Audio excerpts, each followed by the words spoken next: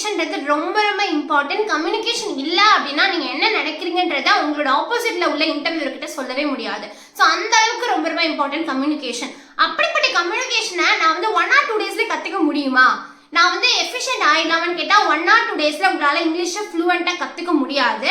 But உங்களுக்கு நாளைக்கோ இல்லை நாளான்னைக்கோ இல்லை ஒரு 1 week வந்து உங்களுக்கு இன்டர்வியூ இருக்கு அப்படின்னா எப்படி சூப்பரா பேசுறன்ற டிப்ஸ் என்னால கொடுக்க முடியும். So please get into video. I am Ramya. I am working as software engineer top tech company. இங்கிலீஷை எஃபிஷியண்டா கத்துக்கணும் அப்படின்னா நீங்க அதுக்கு ரொம்ப டைம் ஸ்பெண்ட் பண்ண வேண்டியதா இருக்கும். நிறைய ப்ராக்டிஸ் தேவை. உங்களுக்கு பக்கத்துல இருக்கவங்கள்ட்ட இங்கிலீஷ்ல பேசணும், அப்பதான் உங்களுக்கு இங்கிலீஷ் வரும். பட் எனக்கு ஒரு 2 daysல 1 week எனக்கு இன்டர்வியூ இருக்கு, நான் வந்து டக்குனு ப்ரிப்பேர் பண்ண ரம்யா அப்படின்னு நீங்க கேட்டீங்க அப்படின்னா உங்களுக்காக தான் இந்த வீடியோ. ஸோ என்ன சொல்ல போறேன் அப்படின்னா right all questions before going to any interview. ஏன் அப்படின்னு சொல்லிட்டு பாத்தீங்கன்னா ஃபர்ஸ்ட் உங்களுக்கு ஒரு ஐடியா இருக்கும் இல்லையா, நீங்க ஒரு இன்டர்வியூக்குள்ள போறீங்க, அவங்கள்ட்ட என்ன கேட்பாங்க, இன்ட்ரோடியூஸ் யுவர் செல்ஃப். அப்போ உங்களுக்கு இன்ட்ரோடியூஸ் யுவர் செல்ஃப் கண்டிப்பா தெரிஞ்சுக்கணும் இல்லையா, அது தெரியாம நம்ம உள்ள போய் எதுவுமே சொல்ல முடியாது. ஸோ அதனால நீங்க அதை நல்லா பண்ணிடுவீங்க. எல்லாருக்குமே அவங்களை பத்தி சொல்ல நல்லா தெரியும் இல்லையா. ஸோ உங்களோட செல்ஃப் ப்ரொடக்ஷன் உங்களுக்கு ஈஸியாக தெரியும். போனோம்னா வந்து செல்ஃப் ப்ரொடக்ஷன் சொல்லி முடிச்சிருவீங்க. மேக்ஸிமம் உங்களோட கம்யூனிகேஷன் ஸ்கில் எங்க செக் பண்ணுவாங்கன்னு பாத்தீங்க அப்படின்னா ஒரு ஹெச்ஆர் இன்டர்வியூ அல்லது டெலிஃபோனிக் இன்டர்வியூல இருந்து கண்டுபிடிப்பாங்க. இல்ல அப்படின்னா டெக்னிக்கல் இன்டர்வியூல வந்து அவ்வளோ கண்டுபிடிக்க மாட்டாங்க. உங்களுக்கு technical interview maybe self introduction கேட்கலாம், அதுக்கப்புறம் டெக்னிக்கலா கேட்பாங்க. டெக்னிக்கலுக்குள்ள நீங்க நல்லா ஸ்ட்ராங்கா இருந்தீங்கன்னா அந்த ரவுண்டை கிளியர் பண்ணிடலாம். பட் எங்க உங்களுக்கு இந்த கம்யூனிகேஷன் பிரச்சனை வரும் அப்படின்னா இந்த ஹெச்ஆர் இன்டர்வியூல தான் கம்யூனிகேஷன் ப்ராப்ளம் வரும். அங்கதான் வந்து டெக்னிக்கல் சம்பந்தமா இல்லாம உங்கள்கிட்ட வந்து நிறைய கேட்கும் பொழுது உங்களுக்கு வந்து ஸ்டக் ஆகிறதுக்கு நிறைய சான்ஸ் இருக்கு. நான் சொன்ன மாதிரி செல்ஃப் இன்ட்ரோடக்ஷன் உங்களுக்கு தெரியும், நீங்க அதை வந்து அழகா சொல்லி முடிச்சிருவீங்க.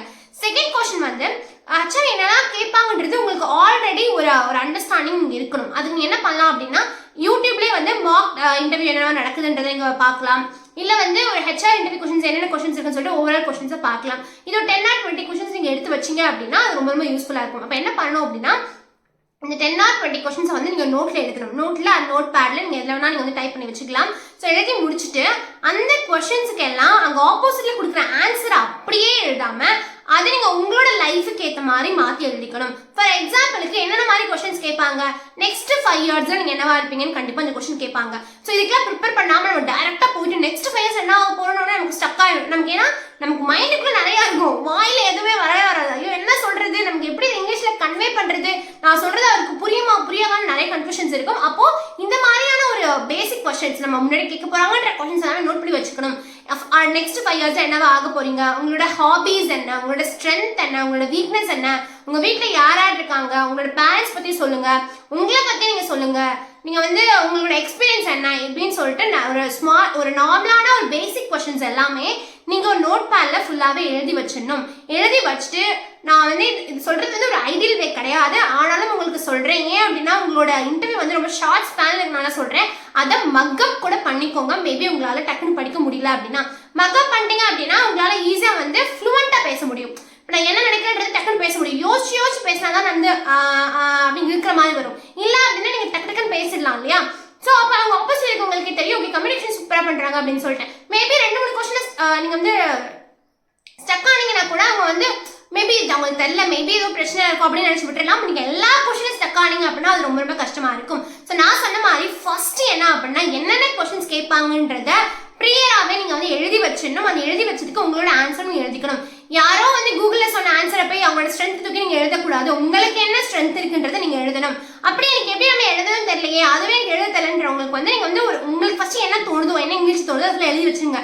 எழுதி முடிச்சு இந்த கிராமர்லி அப்படின்றது இருக்கு, அதில் போய் வந்து உங்களுக்கு கிராமர் மிஸ்டேக் ஏதாவது இருந்துச்சுன்னா அது வந்து சரி பண்ணி கொடுக்கும். அப்படி இல்லை அப்படின்னு நமக்கு இருக்கவே இருக்கு சாட்ஜிபிட்டியில் போயிட்டு நீங்கள் வந்து நீங்கள் எழுதுறது வந்து கிராமட்டிக்கல் மிஸ்டேக் இல்லாமல் எனக்கு அனுப்புன்னு சொன்னீங்கன்னா அதை அனுப்பிச்சு விட்டுரும். ஸோ நீங்கள் அதையுமே எடுத்து நீங்கள் வந்து மக்கப் பண்ணிக்கலாம். மக்கப் பண்ணிட்டு நீங்கள் வந்து 2-3 தடவை ப்ராக்டிஸ் பண்ணி உங்கள் பக்கத்தில் இருக்கவங்க கிட்ட யார்ட்டா சொல்லிட்டே இருந்தீங்கன்னா உங்களுக்கு ஈஸியாக வந்துடும். ஸோ இந்த மாதிரி ஒரு ஹெச்ஆரோட கொஸ்டின் வந்து ஒரு 20 to 30 கொஸ்டின்ஸ் தான் இருக்கு. அதை தவிர்த்து மேக்ஸிமம் எதுவுமே கேட்க மாட்டாங்க. மேக்ஸிமம் இவ்வளோ தான் கேட்பாங்க. உங்களால் ஈஸியாக லொக்கேட் பண்ண முடியுமா, இந்த மாதிரியான விஷயங்கள் கேட்பாங்க. இதுக்கெல்லாம் நீங்கள் எஸ் நோ ஓகே தேங்க்ஸ் இப்படி சொல்லக்கூடாது. கொஞ்சம் கொஞ்சமாக நீங்கள் வந்து ஒரு சென்டென்ஸ் பேசணும் இல்லையா. ஸோ அதுக்கு நீங்கள் வந்து கண்டிப்பாக கற்றுக்கிட்டே ஆகணும். ஃபர்ஸ்ட் இங்கிலீஷை வந்து பேசுறதுக்கு ரொம்ப ரொம்ப அது கரெக்ட் அப்படின்னு நினைக்கிறதுக்கான என்னன்னா கிராமட்டிக்கல் மிஸ்டேக் மேக்ஸிமம் விடக்கூடாது. பட் எல்லாருக்குமே கிராமட்டிக்கல் மிஸ்டேக் வரும், எல்லாராலுமே கரெக்டாக எல்லா டைமும் பேச முடியாது. ஸோ அதெல்லாம் பிரச்சனையே இல்லைங்க. ஆனால் நம்ம வந்து ஒரு 1 or 2 days இன்டர்வியூ இருக்கு, நான் வந்து டக்குனு ரெடி ஆகணுன்றவங்க தான் இந்த வீடியோ நான் ஆல்ரெடி சொல்லிட்டேன். இந்த வீடியோ பார்த்து நீங்கள் வந்து ஒரு ப்ரோ ஆயிட மாட்டீங்க, இங்கிலீஷ் ப்ரோ ஆக மாட்டீங்க. பட் உங்களோட இன்டர்வியூ நீங்கள் கிளியர் பண்ணுறதுக்கு 100% சான்ஸ் இருக்கு. ஸோ நான் அதை ஏன் சொல்கிறேன் அப்படின்னா வித்தின் 2 daysக்குள்ள உங்களை எப்படி கற்றுக்க முடியும். ஆனால் என்னெல்லாம் கேட்பாங்கன்னு தெரிஞ்சு நீங்கள் ப்ரியராகவே வந்து ப்ரிப்பேர் பண்ணிட்டீங்க அப்படின்னா நீங்கள் ஆப்வியஸாக அட்டன் அப்படின்றத பத்தி உங்களுக்கு கான்ஃபிடென்ட் இருக்கும். ஏன்னா நீங்க ஒரு எக்ஸாம் அந்த ஒரு இன்டர்வியூ கால்ல முன்னாடி போய் உட்கார்ந்துட்டு நீங்க வந்து இளமை யோசிச்சீங்க அப்படின்னா எதுவுமே வராது. ஏன்னா இன்டர்வியூல உங்களுக்கு ஆப்வியஸா வந்து உங்களுக்கு ஒரு ஃபியர் இருக்கும். அதை தாண்டி உங்களுக்கு கம்யூனிகேஷனும் ஒழுங்கா வரல அப்படின்ற போது ரொம்ப ரொம்ப சிக்கலா இருக்கும். இதே நீங்க முன்னாடியே ஆல்ரெடி ப்ரிப்பேர் பண்ணி வச்சிட்டீங்க அப்படின்னா உங்களுக்கு நர்வஸ் மட்டும் இருக்கும், பட் நீங்க பேசுவீங்க. அவங்களுக்கு ஆப்போசிட் உங்களுக்கு தெரியும் மேபி நர்வஸ்னால இப்படி பேசுறாங்க, நல்லா பேசுவாங்க போலன்ற மாதிரி அவங்க வந்துருவாங்க. ஒன்ஸ் நீங்க ஜாப்குள்ள போனதுக்கு அப்புறம் நீங்க இங்கிலீஷ் நல்லாவே கத்துக்கலாம். ஸோ இது வந்து நீங்க வந்து மிஸ்டேக் பண்ணவே கூடாது. கிராமட்டிக்கல் மிஸ்டேக் நீங்க வந்து கொஞ்சம் சரி பண்ணிக்கணும். அதுக்கு நான் சொன்ன மாதிரி நீங்க என்ன நினைக்கிறீங்கன்றத உங்க நோட் பேட்லயோ இல்ல வந்து நோட்லயோ எழுதி முடிச்சுட்டு அதை டிரான்ஸ்லேட் பண்ணிக்கணும். கிராமட்டிக்கல் மிஸ்டேக் இல்லாம நீங்க வந்து ChatGPTலயோ அது கிராமர்லியோ நீங்க மாத்திட்டீங்க அப்படின்னா உங்களுக்கு ரொம்ப ரொம்ப யூஸ்ஃபுல்லா இருக்கும். அதுக்கப்புறம் ரொம்ப ரொம்ப இம்பார்ட்டன்ட் பாயிண்ட் என்ன அப்படின்னா, ஒரு இன்டர்வியூக்குள்ள போறீங்க அப்படின்னா நீங்க வந்து ஒரு ஆக்சென்ட்டா பேசக்கூடாது. ஃபார் எக்ஸாம்பிள் வந்து நம்மளோட தமிழ்ல என்ன பேசுவோம் அப்படின்ட்டு நம்ம நிறைய பேசுவோம் இல்லையா, அதே மாதிரி வந்து ரம்யா அப்படிலாம் நீங்க எதுவுமே வைக்க கூடாது. நீங்க வந்து ஒரு கோர்வையா பேசணும். அந்த கோர்வை பேசுறதுக்கு என்ன பண்ணணும், நான் சொன்ன மாதிரி நீங்க மக்கப் பண்ணாதான் உங்களுக்கு கோர்வு வரும். இல்லைன்னா யோசிச்சு பேசுறது வெயிட் பண்ணிட்டே இருப்பீங்க, அது ரொம்ப சிரமமா இருக்கும். ஆப்போசிட் உங்களுக்கும் ஒண்ணுமே தெரியல போல, என்னடா எவ்வளவு நேரம் வெயிட் பண்றதுன்ற மாதிரி ஒரு கட்டத்துக்கு வந்துருவாங்க. ஸோ அந்த மாதிரி நீங்க பண்ணாதீங்க. என்ன நினைக்கிறீங்கன்றத டக்குன்னு சொல்லிடுங்க. அதே மாதிரி ரொம்ப ரொம்ப இம்பார்ட்டன்ட் விஷயம்னா சைலண்டா மட்டும் இருக்கவே இருக்காதீங்க. உங்களுக்கு என்ன தெரியுதோ அதை கான்ஃபிடென்ட்டா பேசுங்க. பிகாஸ் எல்லாருக்குமே எல்லாமே தெரிஞ்சுக்கணும் அவசியமே கிடையாது. எல்லாருக்குமே சில விஷயங்கள் தெரியாம இருக்கும். ஸோ அதனால உங்களுக்கு ஒரு விஷயம் தெரியல அப்படின்னா நமக்கு மட்டும் தெரியல போல நினைக்காதீங்க. உங்களுக்கு என்ன தோணுதோ அதை கான்ஃபிடென்ட்டா பேசுங்க. மேபி கிராமட்டிக்கல் மிஸ்டேக் இருந்தாலும் பரவாயில்ல, ஒரு கான்ஃபிடென்ட்டா பேசுங்க. சம்டைம்ஸ் ஆப்போசிட் இன்டர்வியூவே வந்து ஓகே இங்கிலீஷ் இம்ப்ரூவ் பண்ணிப்பாங்கன்னு கூட நினைக்கலாம். ஸோ அதை பத்தி நீங்க ஒரி பண்ண வேண்டியதில்லை.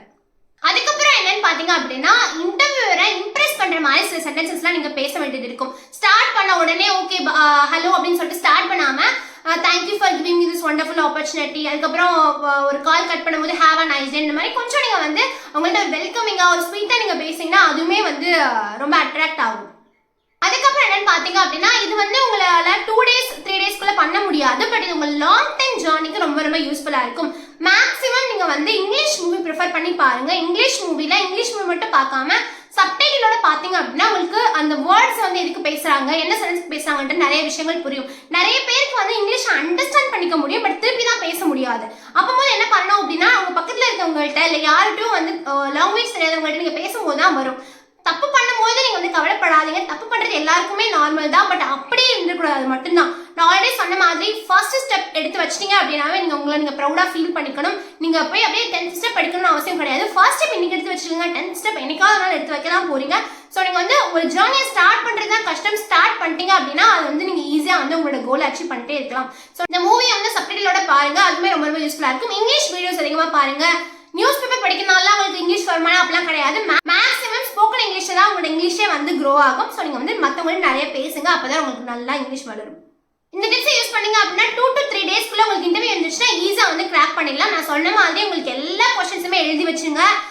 எந்த கொஸ்டின்ஸ் எங்களுக்கு தெரியல அப்படின்னா HR interview questions for freshers or experience நீங்க போட்டீங்க அப்படின்னா கூகுள்ல உங்களுக்கு 20 to 30 கொஸ்டின்ஸ் வரும்.